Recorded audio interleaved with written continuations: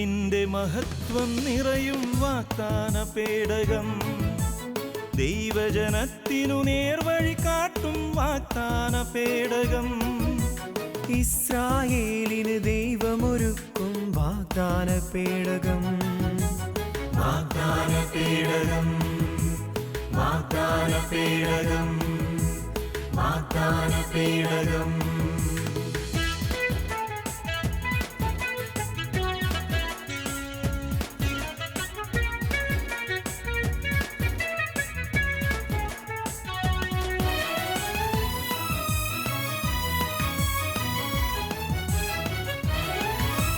പഴയ നിയമത്തിലണയും അഭിഷേക വാഗ്ദാനത്തിൻ പേടകം, അഹറോന്റെ പൂത്തവടിയും മരുവിലെ ആകാശമന്നയും. പഴയ നിയമത്തിലണയും അഭിഷേക വാഗ്ദാനത്തിൻ പേടകം, അഹറോന്റെ പൂത്തവടിയും മരുവിലെ ആകാശമന്നയും.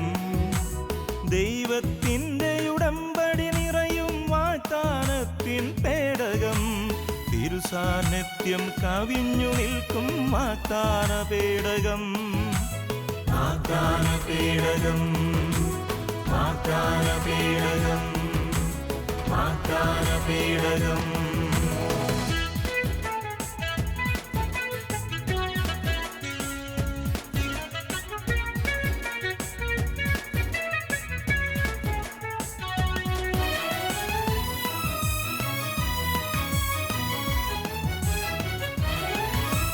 പുതിയ നിയമത്തിലെഴുതി ക്രിസ്തുവിൻ അനുപമ സുന്ദര വചനം, ആ തിരുവചനം ശ്രവിച്ചു നീങ്ങാനണയാമൊരു മനമായി. പുതിയ നിയമത്തിലെഴുതി ക്രിസ്തുവിൻ അനുപമ സുന്ദര വചനം, ആ തിരുവചനം ശ്രവിച്ചു നീങ്ങാനണയാമൊരു മനമായി. തിരുവചനത്തിനു മാംസം നൽകിയ മാതാവല്ലോ മറിയം, ദൈവം തന്നുടെ മക്കൾക്കേകിയ വാഗ്ദാന പേടകം. വാഗ്ദാന പേടകം, വാഗ്ദാന പേടകം, വാഗ്ദാന പേടകം. ദൈവത്തിൻ്റെ മഹത്വം നിറയും വാഗ്ദാന പേടകം, ദൈവജനത്തിനു നേർവഴി കാട്ടും വാഗ്ദാന പേടകം, ഇസ്രായേലിന് ദൈവമൊരുക്കും വാഗ്ദാന പേടകം. വാഗ്ദാന പേടകം, വാഗ്ദാന പേടകം, വാഗ്ദാന പേടകം.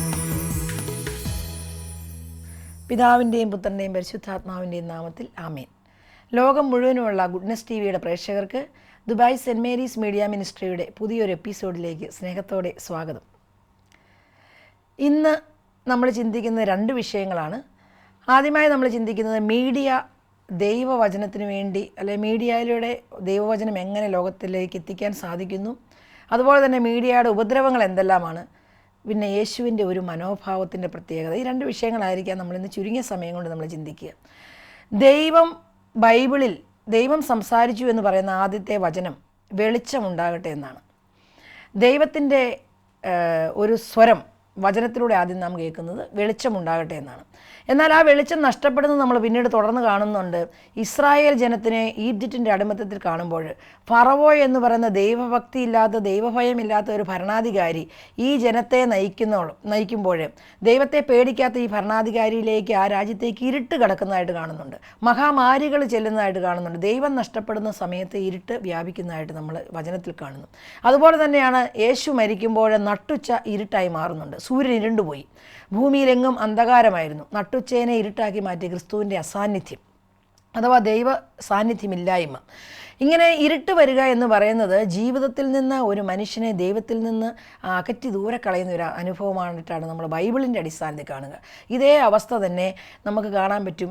ഇന്ന് ഏറ്റവും കൂടുതൽ ദൈവത്തിൻ്റെ വചനം നമ്മുടെ ഫ്രാൻസിസ് മാർപ്പാപ്പ പറയുകയുണ്ടായി, ഫേസ്ബുക്കും വാട്സാപ്പും അതുപോലെ തന്നെ ഇൻ്റർനെറ്റും എല്ലാം ഉപയോഗിക്കുന്ന നല്ല മിടക്കരായ വിശുദ്ധരായ യുവജനങ്ങളെയാണ് സഭയ്ക്ക് ആവശ്യം. ഇതെല്ലാം ഉപയോഗിക്കുന്ന നല്ല മിടക്കരായ വിശുദ്ധരായ യുവജനങ്ങളെയാണ് സഭയ്ക്ക് ആവശ്യം. ഇതെല്ലാം ഉപയോഗിക്കാതിരിക്കുക എന്നുള്ളതിലല്ല, എന്നാൽ മീഡിയയിലൂടെ ജീവിതത്തെ തന്നെ തകർത്ത, ജന്മം തകർത്ത് കളഞ്ഞ, മറ്റുള്ളവരുടെ ജീവിതത്തെ നശിപ്പിച്ച് കളഞ്ഞ അനേകം അനുഭവങ്ങൾ നമുക്കുണ്ട്. ആ ഒരു രണ്ട് സൈഡും നമ്മളിപ്പോൾ ചിന്തിക്കുകയാണ്. വെളിച്ചം നഷ്ടപ്പെടുന്നത് എങ്ങനെയാണ്? മീഡിയയിലൂടെ നല്ലൊരു ശതമാനത്തിൻ്റെ ജീവിതത്തിലെ വെളിച്ചം ഇന്ന് നഷ്ടപ്പെടുകയാണ്. നമുക്കറിയാം, ലോകത്തിൽ ഇന്ന് ഏറ്റവും കൂടുതൽ വചനപ്രഘോഷകരായിട്ട് അറിയപ്പെടുന്ന കേരളത്തിലെ ശുശ്രൂഷകരെയാണ്. വട്ടായി അച്ഛനാണേലും, നായിക്കമ്പറമ്പിൽ അച്ഛനാണേലും, അതുപോലെ ഷാലോം TV ആണേലും, ഗുഡ്നസ് TV ആണേലും, സന്തോഷ് കരിമാത്ര എന്ന് പറഞ്ഞ ആളാണേലും, നമ്മൾ പല വ്യക്തികളെ ഓരോന്നിനെ എടുത്താൽ ഇവരെല്ലാം മീഡിയ ഇവരുടെ എല്ലാം വളർച്ചയ്ക്ക് ഒത്തിരിയേറെ സഹായിച്ചിട്ടുണ്ട്. പല ചാനലുകളിലൂടെയുള്ള ദൈവ ശുശ്രൂഷകൾ ലോകം മുഴുവനെ സ്വാധീനിക്കുന്നുണ്ട്. പല ചാനലുകളും ദൈവത്തിന് വേണ്ടി തന്നെ ഹാർഡ് വർക്ക് ചെയ്യുന്നുണ്ട്. എന്നാൽ അതേ സമയത്ത് തന്നെ ഈ മനുഷ്യനെ അന്ധകാരത്തിലേക്ക് നയിക്കുന്ന പിശാചിൻ്റെ തന്ത്രങ്ങളിലേക്ക് മീഡിയ പോകുന്നുണ്ട്. യുവജനങ്ങളിൽ നല്ലൊരു ശതമാനം വീട്ടിൽ താമസിക്കുന്നവരെ കാണാൻ സാധിക്കാതെ അന്ധകാരത്തിലേക്ക് പോവുകയാണ്. ഭാര്യയ്ക്ക് ഭർത്താവിനെ കാണാൻ സാധിക്കുന്നില്ല. ഒരു മുറിയിൽ 2 പേര് താമസിക്കുന്നുണ്ട്, പക്ഷേ അന്ധകാരമായി ഇവരുടെ ഇടയ്ക്ക് നടക്കുക. മീഡിയ ഇവരെ വളരെയധികം സ്വാധീനിക്കുന്നു. ഇൻ്റർനെറ്റ് അല്ലെങ്കിൽ ഫേസ്ബുക്ക് ആകാം, ഏത് തരത്തിലുള്ള മീഡിയയും ഈ ജീവിതങ്ങളെ തമ്മിൽ അകറ്റി ദൂരെ നിർത്തിക്കൊണ്ടിട്ട് അവരുടെ ജീവിതത്തിൽ അന്ധകാരം പടർത്തുന്നതായിട്ട് നമ്മൾ ഒത്തിരിയേറെ അനുഭവങ്ങൾ ഈയിടെ കാണുന്നുണ്ട്. അതിനാൽ ഈ വിഷയം ഇപ്പോൾ ലോകം മുഴുവനിൽ നിന്ന് ശ്രവിക്കുന്ന സർവ്വ വ്യക്തികളും ചിന്തിക്കേണ്ട ഒരു കാര്യം, എൻ്റെ ജീവിതത്തിൽ ദൈവത്തിൻ്റെ സാന്നിധ്യം പോയി ഇരുട്ട് വ്യാപിക്കുന്നുണ്ടോ? ദൈവത്തിൻ്റെ ആ സാന്നിധ്യത്തിൻ്റെ ആ കുറവ് ഞാൻ അനുഭവിക്കുന്നുണ്ടോ? ഈ മീഡിയയിലൂടെ നമുക്ക് എന്തെല്ലാം ചെയ്യാം. യുവജനങ്ങൾക്ക് നല്ല കഴിവുള്ളവരും വിദ്യാഭ്യാസമുള്ളവരും ഒക്കെയാണ്. അവർക്ക് ഈ മീഡിയയിലൂടെ നമുക്കറിയാം, പല നല്ല ശുശ്രൂഷകരുടെയും സൈറ്റിൽ നമ്മൾ കയറുമ്പോൾ നല്ല നല്ല പാട്ടുകൾ, നല്ല വചന ശുശ്രൂഷകൾ, അവർ പോയ നല്ല നല്ല പ്രോഗ്രാമുകൾ, ഇതെല്ലാം അവർ ആഡ് ചെയ്തിട്ടുണ്ട്. ചിലർ എഴുതിയ ഒരു പുസ്തകത്തിൻ്റെ ഒരു ലൈനായിരിക്കാം ഒരു മനുഷ്യനെ ജീവിതത്തിലേക്ക് തിരിച്ചു കൊണ്ടുവരിക. ചിലപ്പോൾ ഒരു പാട്ടായിരിക്കാം ഒരു ജീവിതത്തിലേക്ക് തിരിച്ചു കൊണ്ടുവരിക. ഇപ്പോൾ നമുക്കറിയാം, പണ്ട് നമുക്ക് ഒരിക്കലും ചിന്തിക്കാൻ പോലും പറ്റുമോ? മീഡിയ വന്നതിൻ്റെ ഒരു വലിയ അഡ്വാൻറ്റേജ് അല്ലേ? ഇപ്പോൾ ഒരു ഗൂഗിളിൽ നമുക്കൊരു സംശയം വന്നാൽ കാത്തലിക് ടീച്ചിങ്ങിലേക്ക് കടന്നു ചെന്നാൽ വ്യക്തമായ ഉത്തരമാണ് അവിടെ കിടക്കുന്നത്. ഇന്ന മാർപ്പാപ്പ നമുക്കൊന്ന് അറിയണം, ഏത് കാലഘട്ടത്തിലായിരുന്നു ഈ മാർപ്പാപ്പ. ഒരു സെക്കൻഡ് കൊണ്ട് നമുക്കത് നമ്മുടെ മുന്നിൽ വരിക. ലോകം നമ്മുടെ കൈപ്പിടിയിൽ നിൽക്കുക. മീഡിയ അതിന് വളരെ വലിയൊരു പങ്കാണ് വഹിക്കുക. അപ്പോൾ ദൈവത്തെപ്പറ്റി അറിയാൻ, സഭയെപ്പറ്റി അറിയാൻ എല്ലാം മീഡിയ നമുക്ക് ഉപയോഗിക്കാം. അത് പ്രസരിപ്പിക്കാൻ വേണ്ടി നമുക്ക് മീഡിയ ഉപയോഗിക്കാം. ഈയിടെ അടുത്ത കാലത്ത് ഒരു സഭാ പഠനത്തെ നമ്മൾ കേൾക്കുകയുണ്ടായി.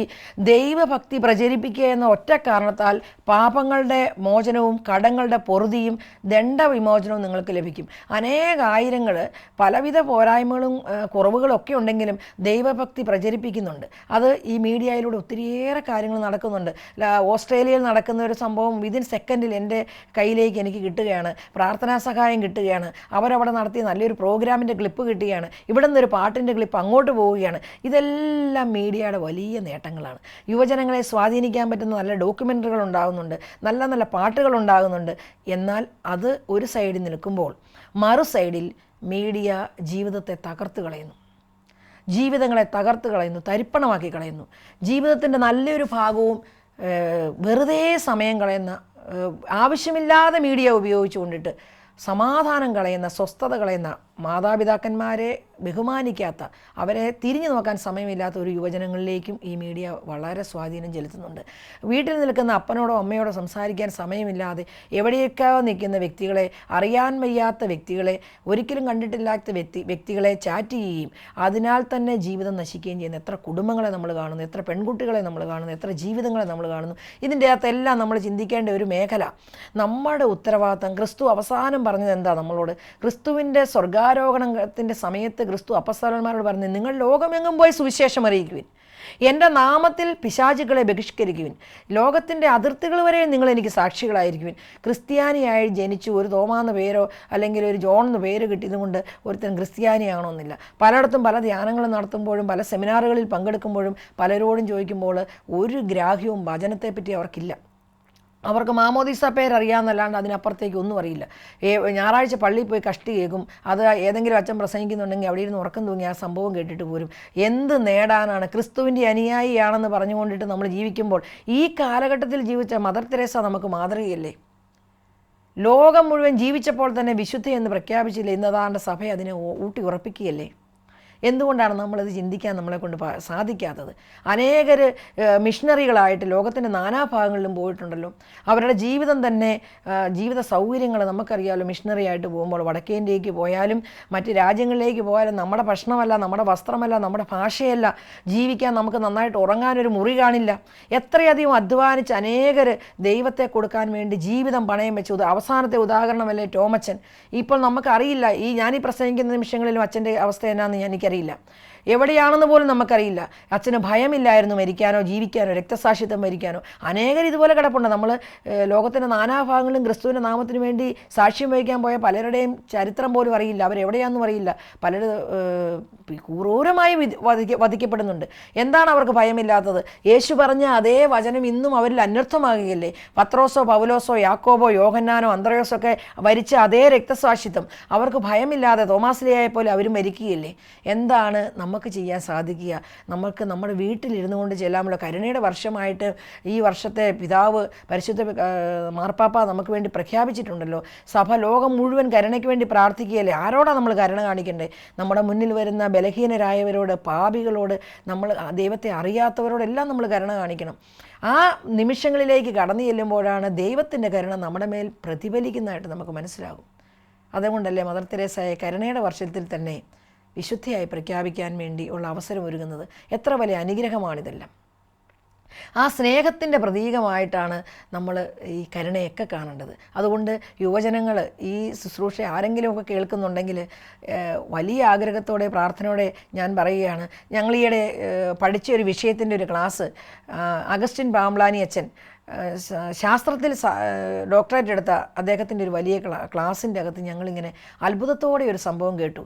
സയൻസിനെ ദൈവവചനവുമായിട്ട് അദ്ദേഹം കോർത്തിണക്കുകയായിരുന്നു. അതിൽ പറഞ്ഞു ക്വാണ്ടം ഫിസിക്സ് അഥവാ പ്രോട്ടോൺ, ന്യൂട്രോൺ, ഇലക്ട്രോണിനെ വിഭജിച്ച് ചെല്ലുമ്പോൾ ഒരു കണികയുണ്ട്. ആദ്യം തുടങ്ങിയതും അവസാനിക്കുന്നതുമായ ഒരു കണികയുണ്ട്. ദൈവത്തിൻ്റെ ഒരു സ്വരം, ദൈവത്തിൻ്റെ ഒരു ശബ്ദം, ദൈവത്തിൻ്റെ ഒരു കണിക ഈ പ്രപഞ്ചം മുഴുവൻ നിറഞ്ഞിരിക്കുന്നു. അച്ഛൻ ഞങ്ങളെ പഠിപ്പിച്ച ഒരു വാക്ക് ഞാൻ ഓർക്കുക, ലോകം മുഴുവൻ ഒരു താബോർമലയാണ്. ഈ ക്രിസ്തുവിൻ്റെ മുഖമാണ് ഇവിടെ എല്ലാം ആലേഖനം ചെയ്യപ്പെട്ടിരിക്കുക. അത് പുല്ലിലുമുണ്ട്, മണ്ണിലുമുണ്ട്, ഇരുമ്പിലുമുണ്ട്. അതുകൊണ്ട് തന്നെ ഒരു വാഹനം ഉണ്ടാക്കിയിരിക്കുന്ന എല്ലാ സാധനങ്ങളിലും ക്രിസ്തുവിൻ്റെ മുഖമുണ്ട്. ആ വാഹനത്തെ ഒരു വൈദികൻ വെഞ്ചിരിക്കുമ്പോൾ ക്രിസ്തുവിൻ്റെ ആ ശക്തി തന്നെ ആ വാഹനത്തിലേക്ക് ചെല്ലുകയാണ്. അതുകൊണ്ടാണ് നമ്മളോർക്കും ഇതിന് ജീവനില്ലൊന്നില്ല, അതിലെല്ലാം ജീവൻ തുടിക്കുന്നുണ്ട്. ക്രിസ്തുവിൻ്റെ ജീവൻ എല്ലാ തരികളിലും തുടിക്കുന്നുണ്ട്. എത്ര വലിയ അത്ഭുതകരമായ സംഭവമാണ്. ശാസ്ത്രം അംഗീകരിച്ചേ പറ്റൂ. അവസാനം വരുമ്പോൾ ശാസ്ത്രം ഇത് യേശു വെച്ചേ പറ്റൂ. പഠിച്ചു വരുമ്പോൾ ക്രിസ്തുവില്ലാതെ ഒരു ശാസ്ത്രവുമില്ലാതെ വരും, തെളിയിക്കപ്പെടാതെ വരും. അതുകൊണ്ട് തന്നെ സർവ്വശാസ്ത്രങ്ങൾക്കും അപ്പുറമായിട്ട് ഈ ശാസ്ത്രത്തെയെല്ലാം നിയന്ത്രിക്കുന്ന ഒരു ദൈവമുണ്ട്. കാരണം ഈ ദൈവത്തിൻ്റെ കയ്യിൽ ഈ പ്രപഞ്ചം മുഴുവൻ കൈക്കുമ്പിളിൽ നിൽക്കുന്നു. ഈ പ്രപഞ്ചത്തെ മുഴുവൻ കൈക്കുമ്പിളിൽ നിൽക്കുന്നതുകൊണ്ട് തന്നെ 7 ഭൂഖണ്ഡങ്ങളും നമ്മുടെ കയ്യിലെ ദൈവം നോക്കുമ്പോൾ നമ്മുടെ കയ്യിൽ എന്തിരിക്കുന്നു അത്രയേ ഉള്ളൂ. അതുകൊണ്ട് അമേരിക്കയിലിരിക്കുന്ന ഒരു വ്യക്തിക്ക് വേണ്ടി പാലായിലിരുന്ന് പ്രാർത്ഥിച്ചാലും ദുബൈയിലിരുന്ന് പ്രാർത്ഥിച്ചാലും ദൈവം കേൾക്കുന്നത്. അതുകൊണ്ടാണ് ദൈവത്തിന് ദൂരമില്ല, അളവില്ല. ഈ കയ്യിലിരിക്കുന്ന ആളെ കാണാൻ എന്ത് നേരം വേണം? നമ്മളുടെ മനസ്സിലാണ് മിൽക്കി വേ എല്ലാം വളരെ വലുത്. പക്ഷേ ദൈവത്തിൻ്റെ കണ്ണിൽ ഒന്നുമില്ല, ദൈവത്തിന് ദൂരമില്ല. അനേകം മിൽക്കി വേയിൽ ഒരു മിൽക്കി വേ മാത്രമാണ് നമ്മുടെ മിൽക്കി വേ. അതിലെ ഒരു കുഞ്ഞു സംഭവം മാത്രമേ ഉള്ളൂ ഈ ഭൂമി എന്ന് പറയുന്നത്. ഒന്നുമല്ല, അത് ദൈവത്തിൻ്റെ കണ്ണിൽ നോക്കുമ്പോൾ ഒന്നുമില്ല. അതുകൊണ്ട് ശാസ്ത്രം ദൈവത്തെ അംഗീകരിച്ചേ പറ്റൂ എന്നുള്ള സർവ്വ തെളിവുകളോടും കൂടി പഠനങ്ങൾ പൂർത്തിയാക്കേണ്ടി വരും. ദൈവമില്ലാത്ത ഒരു പഠനവും പൂർണ്ണമല്ല. ദൈവത്തോടു കൂടിയ പഠനങ്ങളെല്ലാം പൂർണ്ണവുമായി മാറും. അപ്പോൾ മീഡിയ അല്ലെങ്കിൽ ശാസ്ത്രത്തിൻ്റെ എല്ലാ വളർച്ചയും ദൈവത്തെ കൊടുക്കാൻ വേണ്ടി ക്രിസ്ത്യാനികൾ മുന്നോട്ട് വന്നില്ലെങ്കിൽ ആര് കൊടുക്കും? നമ്മൾ കേൾക്കുന്ന ഒരു വചനം. അതുകൊണ്ട് തന്നെ ഞാൻ ആദ്യം പറഞ്ഞത്, ദൈവഭക്തി പ്രചരിപ്പിക്കുക എന്നൊരൊറ്റ കാരണത്താൽ നിങ്ങളുടെ കടങ്ങളുടെ പൊറുതിക്കും പാപങ്ങളുടെ മോചനത്തിനും ദണ്ഡവിമോചനത്തിനും അത് കാരണമാകും. സഭയുടെ പഠനമാണത്. അതുകൊണ്ട് തന്നെ നമ്മൾ ഒരാളിലേക്ക് ഒരു ക്രിസ്തുവിനെ പറഞ്ഞു കൊടുക്കുമ്പോൾ നമ്മൾ ആരും അറിയുന്നില്ല. ഒരു വിശുദ്ധ കുർബാന ചൊല്ലി കാഴ്ചവെക്കുമ്പോൾ, ഒരാളുടെ മദ്യപാനത്തിനെതിരെ ഞാൻ ഒരു ആരാധനയിൽ പ്രാർത്ഥിക്കുമ്പോൾ, ദൈവം ആ വ്യക്തിക്ക് വേണ്ടി ഞാൻ പ്രാർത്ഥിക്കുമ്പോൾ ദൈവം അവിടെ ഇടപെടുന്ന വലിയ ശക്തി എന്തുകൊണ്ടാണ് സംഭവിക്കുക? ദൈവത്തിൻ്റെ കരുണ നമ്മുടെ മേൽ വരികയാണ്. എന്താണ് അവിടെ അത്ഭുതം നടക്കുക? ദൈവം ഈ നമ്മുടെ കടങ്ങളും പാപങ്ങളും അതോടൊപ്പം ക്ഷമിക്കുന്നത്. കാരണം നമ്മൾ ദൈവഭക്തി പ്രചരിപ്പിക്കുകയാണ്. അനേകരുടെ മുന്നിൽ ഏറ്റുപറയുക, എൻ്റെ ദൈവം എനിക്ക് വേണ്ടി ഇത്രയധികം നന്മ ചെയ്തു. ഞാൻ ഓർക്കുക, ഈ ദുബായിലെ പല ജീവിതങ്ങളെയും ഞാൻ പരിചയപ്പെടുമ്പോൾ പലരും വളരെ കഷ്ടപ്പെട്ട് ഈ ദുബായിൽ വന്നു. അന്ന് അവരെ സമർത്ഥമായി ദൈവം അനുഗ്രഹിച്ചു. ഒത്തിരിയേറെ സമ്പത്ത് കൊടുത്തു, നല്ല പൊസിഷൻ കൊടുത്തു. സ്വപ്നത്തിൽ ഓർക്കാത്ത അവസ്ഥയിലേക്ക് ഇവരെ ഉയർത്തി. അതിലായി അതേ അവസ്ഥയിൽ കയറി വന്ന അതേ മനോഭാവത്തോടെ എൻ്റെ ദൈവം തന്നാണ് എല്ലാമെന്നോർത്ത് എളിമയോടെ നിൽക്കുന്ന ആയിരങ്ങളെ ഞാനിവിടെ കണ്ടിട്ടുണ്ട്. അവരുടെ സമ്പത്തിൻ്റെ ഒരു ഓഹരി നല്ല ശതമാനവും ദൈവകാര്യത്തിന് വേണ്ടി അവർ മാറ്റിവെക്കുന്നുണ്ട്. സമയത്തിൻ്റെ നല്ലൊരു ഓഹരി അവർ മാറ്റിവെക്കുന്നുണ്ട്.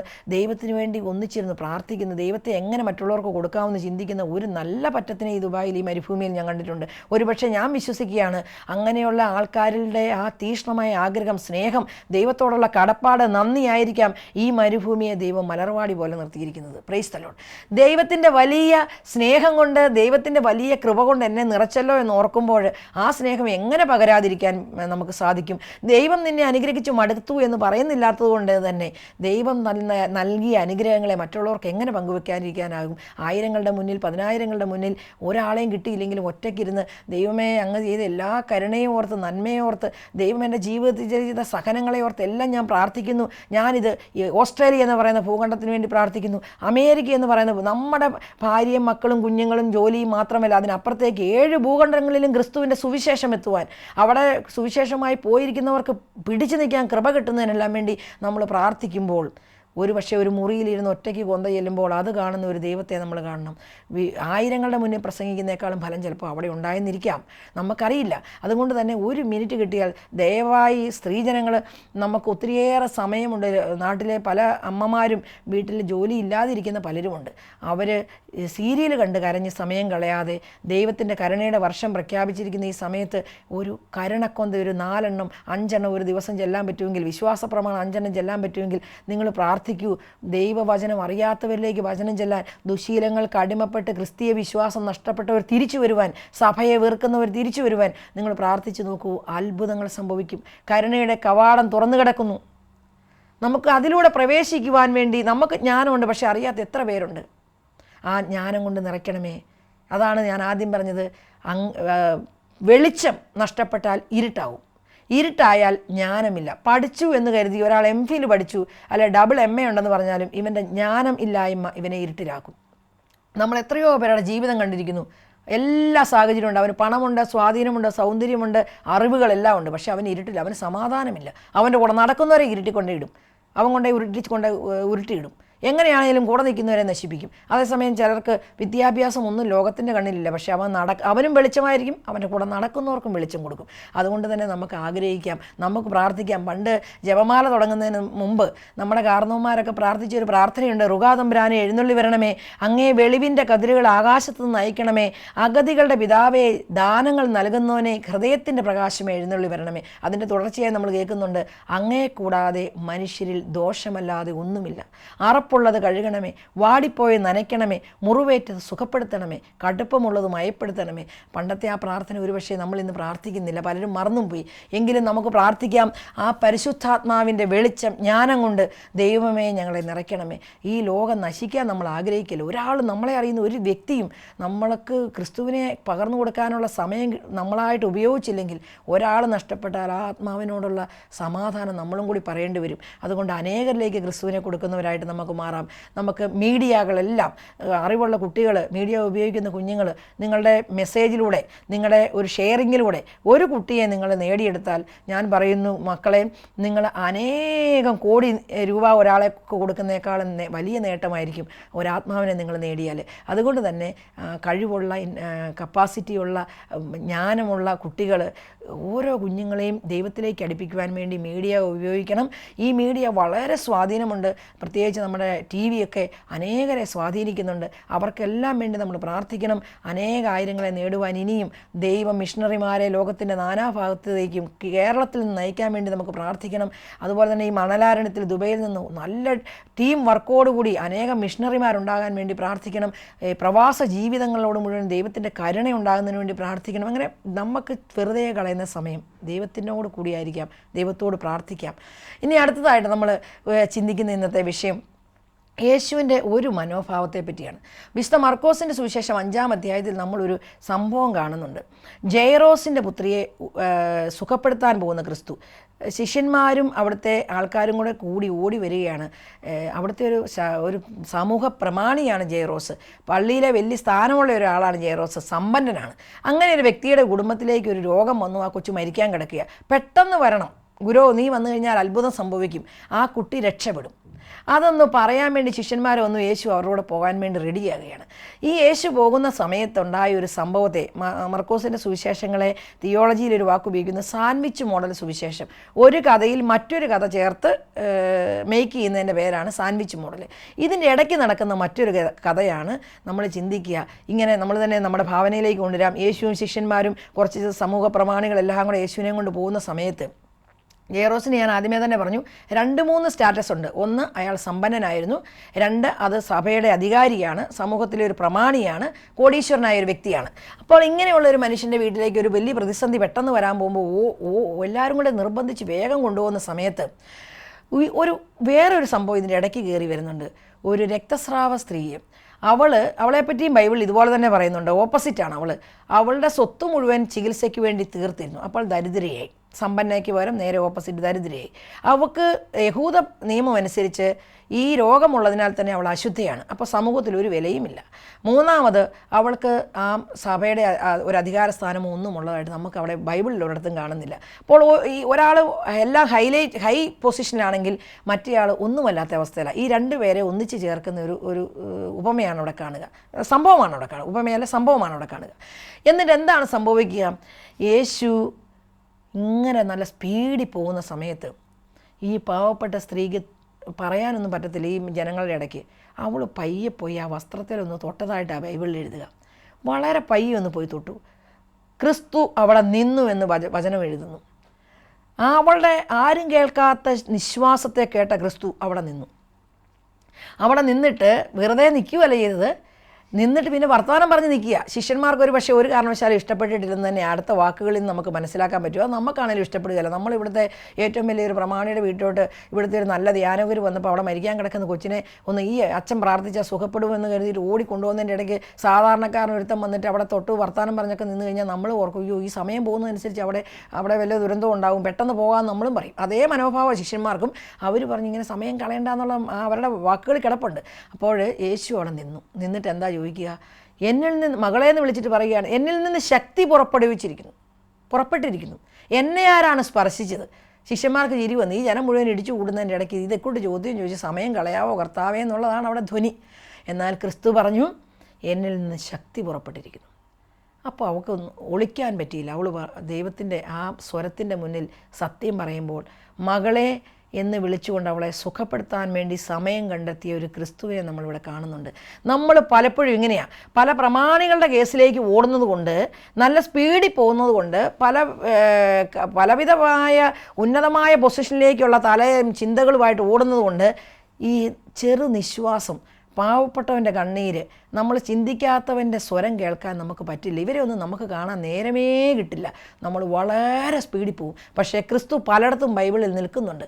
പല കുഞ്ഞു മനുഷ്യരുടെ മുന്നിൽ ക്രിസ്തു നിൽക്കുന്നുണ്ട്. വേറൊരു ഉദാഹരണം നിങ്ങൾ ഓർത്ത് നോക്കൂ. ഒരു വലിയ പെരുന്നാൾ നടക്കുന്നു. ഇഷ്ടം പോലെ കാശ് കൊണ്ട് നേർച്ചപ്പെട്ടിരുന്നു പലരും. ഒരു ചില്ലിക്കാശുമായി വന്ന വിധവയെ നോക്കി ക്രിസ്തു നിൽക്കുന്നു. ക്രിസ്തു പലയിടത്തും നിൽക്കുന്ന ഇങ്ങനത്തെ കുഞ്ഞു കുഞ്ഞു കാര്യങ്ങളിലാണ്. എന്താണ് ആ വിധവയ്ക്ക് ഒരു ചില്ലിക്കാശിട്ട വിധവയെ അപ്രീഷിയേറ്റ് ചെയ്യുന്ന ക്രിസ്തു? ലോകത്തിൽ ആർക്കെങ്കിലും ചിന്തിക്കാൻ പറ്റുമോ? എന്താണ് നമ്മൾ എത്രയധികം ധ്യാനം കൂടിയാലും, എത്രയധികം വചനം കേട്ടാലും, എന്തുമാത്രം ക്ലാസ് കേട്ടാലും നമ്മുടെ തലയിലേക്ക് ഇതൊന്നും വരുന്നില്ല. നമ്മൾ വേറൊരു സ്പീഡിൽ ഓടിക്കൊണ്ടിരിക്കുക. നല്ല സ്പീഡില്ല ഓട്ടം നമ്മുടെ. പക്ഷേ എന്ത് സംഭവിക്കുന്നു? 100 കിലോമീറ്റർ സ്പീഡിൽ പോയാലും ഒരു പാവപ്പെട്ടവൻ കരഞ്ഞുകൊണ്ട് വന്നാൽ, അവന് എന്നെ കൊണ്ട് ആവശ്യമുണ്ടെന്ന് കരുതിയാൽ, ആ സ്പീഡ് സഡൻ ബ്രേക്ക് ഇട്ട് നിന്നിട്ട് എന്താണ് മകനെ മകളെ എന്ന് ചോദിക്കാനുള്ള ഒരു കഴിവ് എത്ര വചനപ്രഘോഷകരുണ്ട് എന്നുള്ളത് നമ്മൾ ചിന്തിക്കേണ്ടിയിരിക്കുന്നു. ഇത് ക്രിസ്തുവിൻ്റെ ഒരു വലിയ മനോഭാവമാണ്.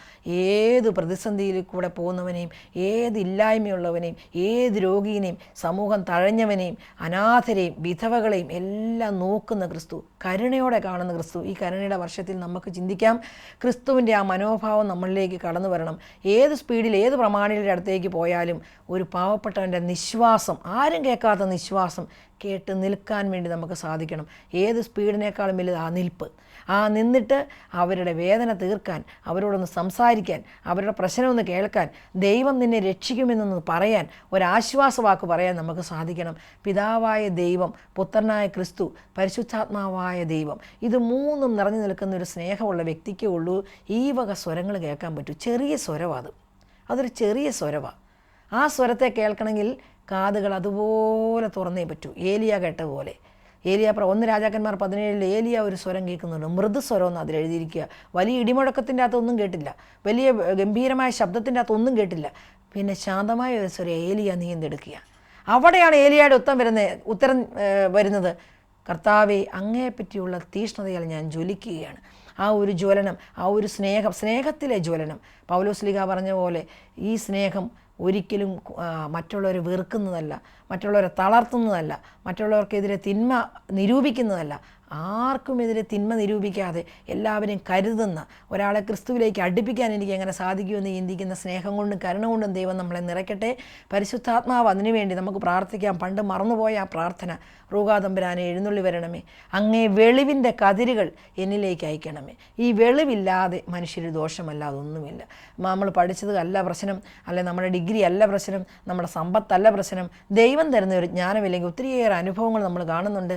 എല്ലാം ഉണ്ട്. നല്ല കുടുംബത്തിൽ ജനിച്ചു, നല്ല ബാക്ക്ഗ്രൗണ്ട് വളർന്നു, ഉന്നതമായ വിദ്യാഭ്യാസം, ഉന്നതമായ ഫാമിലി ബാക്ക്ഗ്രൗണ്ട്, പക്ഷേ സമാധാനത്തോടെ ഉറങ്ങാൻ ഇവന് സാധിക്കുന്നില്ല. ദൈവം നഷ്ടപ്പെടുക. ആ വെളിവ് പോയി കഴിഞ്ഞാൽ ഇരുട്ടാകും. അതുകൊണ്ട് തന്നെ ആദ്യം തുടങ്ങിയെടുത്ത് നമുക്ക് ഒന്നുകൂടെ ചിന്തിക്കാം. ദൈവത്തിൻ്റെ ആദ്യത്തെ സ്വരം വെളിച്ചമുണ്ടാകട്ടെ എന്നാണ്. നമ്മളിൽ നിന്ന് ആ വെളിച്ചം നഷ്ടപ്പെട്ടെങ്കിൽ, അത് പല കാരണങ്ങളാൽ നഷ്ടപ്പെട്ടെങ്കിൽ, മീഡിയയിലൂടെ നഷ്ടപ്പെട്ടെങ്കിൽ, അല്ലെങ്കിൽ നമ്മൾ ഉപയോഗിക്കുന്ന പലവിധ ചിന്തകളിലൂടെ നഷ്ടപ്പെട്ടെങ്കിൽ, സ്നേഹം നഷ്ടപ്പെട്ടെങ്കിൽ തിരിച്ചു കൊണ്ടുവരാൻ നമുക്ക് ശ്രമിക്കാം. നിസാര ആയുസ് സ്നേഹത്തോടെ ജീവിക്കാം. നമ്മൾ നിൽക്കുന്നിടത്ത് മറ്റുള്ളവർക്കൊരു സന്തോഷമാകട്ടെ. നമ്മൾ ചെല്ലുന്ന വീട്ടിലൊരു സന്തോഷം കിട്ടട്ടെ. നമ്മുടെ കുടുംബത്തിൽ നമ്മളൊരു സന്തോഷമായി മാറട്ടെ. മക്കൾ അപ്പം വരുമ്പോൾ വിറയ്ക്കുന്നവരല്ല, അവർ സ്നേഹിക്കുന്നവരായി സന്തോഷിക്കുന്നവരായി മാറട്ടെ. ഭർത്താവിൻ്റെ കൂടെ ഒന്നിച്ചൊരു യാത്ര പോകുമ്പോൾ അവർ വിറയ്ക്കുന്ന ഒരു ഭാര്യ ആയിരിക്കരുത്. അവർ സന്തോഷത്തോടെ തിരിച്ചു വരട്ടെ. ഒരു സഭയിൽ നമ്മൾ പോയിരുന്ന ഒരു മീറ്റിങ്ങിൽ ഇവർ വന്നാൽ സമാധാനം പോയെന്ന് പറയുന്നതായിരുന്നത്, അവർ വന്നാൽ സന്തോഷമായി. ഇവിടെയൊക്കെ ചില വ്യക്തികളെ തന്നെ ഞങ്ങൾ ഓർക്കാറുണ്ട്. ചില മീറ്റിങ്ങിൽ അവരിങ്ങ് വന്നു കഴിഞ്ഞാൽ മൊത്തത്തിൽ സന്തോഷമായി. ഒരു തമാശ പറഞ്ഞു, എല്ലാം തമാശ, ഒരു പ്രശ്നവുമില്ല. അവർ വളരെ സന്തോഷത്തോടെ എല്ലാവരെയും ഒന്നിച്ചിരുത്തുന്ന കാണുമ്പോൾ ഞാൻ ഓർക്കുകയാണ്, ദൈവമാണ് അവരെ കൊണ്ടത് ചെയ്യിക്കുക. സന്തോഷം നഷ്ടപ്പെട്ടാൽ, സമാധാനം നഷ്ടപ്പെട്ടാൽ, ക്രിസ്തുവിൻ്റെ വെളിച്ചം നഷ്ടപ്പെട്ടാൽ ചെല്ലുന്നിടത്തെല്ലാം ഇരുട്ടായിരിക്കും. അവർ ചെല്ലുന്നിടത്തെല്ലാം പ്രശ്നങ്ങളായിരിക്കും. അത് സഭയ്ക്ക് ഉപദ്രവമാകും, സമൂഹത്തിന് ഉപദ്രവമാകും, കുടുംബത്തിന് ഉപദ്രവമാകും, രാജ്യത്തിന് ഉപദ്രവമായിരിക്കും. നമ്മൾ അനുഗ്രഹമായി മാറാം. അബ്രഹാമിനോട് പറഞ്ഞ പോലെ, നീ അനുഗ്രഹമായി, നിന്നെ ഞാനൊരു അനുഗ്രഹമാക്കി മാറ്റും. ആ ഒരു നമ്മൾ അനുഗ്രഹമാണ്, ഒരു സംശയവുമില്ല. ദൈവം നമ്മളെ എന്തുമാത്രം അനുഗ്രഹിച്ചിരിക്കുന്നു. നമ്മൾ അനുഗ്രഹമായി മാറാം. ദൈവം നിങ്ങളെല്ലാവരെയും സമർത്ഥമായി അനുഗ്രഹിക്കട്ടെ. ഈ കരുണയുടെ വർഷം അനേകം പേരിലേക്ക് കരുണ കൊടുക്കുന്നവരായി, സ്നേഹം കൊടുക്കുന്നവരായി, സമാധാനം കൊടുക്കുന്നവരായി നമുക്ക് മാറാം. പരിശുദ്ധ കന്യാമറിയത്തോടും സകല വിശുദ്ധരോടും ചേർന്ന് നമുക്ക് പ്രാർത്ഥിക്കാം. എപ്പോഴും ദൈവത്തിൻ്റെ കൃപയിലും കരുണയിലും വെളിച്ചത്തിലും നിൽക്കുവാൻ ദൈവം നമ്മളെ അനുഗ്രഹിക്കട്ടെ. ആമേൻ.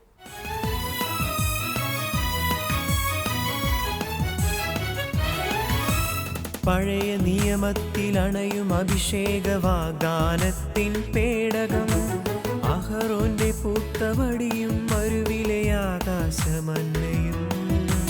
പഴയ നിയമത്തിലണയും അഭിഷേക വാഗ്ദാനത്തിൻ പേടകം, അഹറോന്റെ പൂത്തവടിയും മരുവിലെ ആകാശമന്നയും.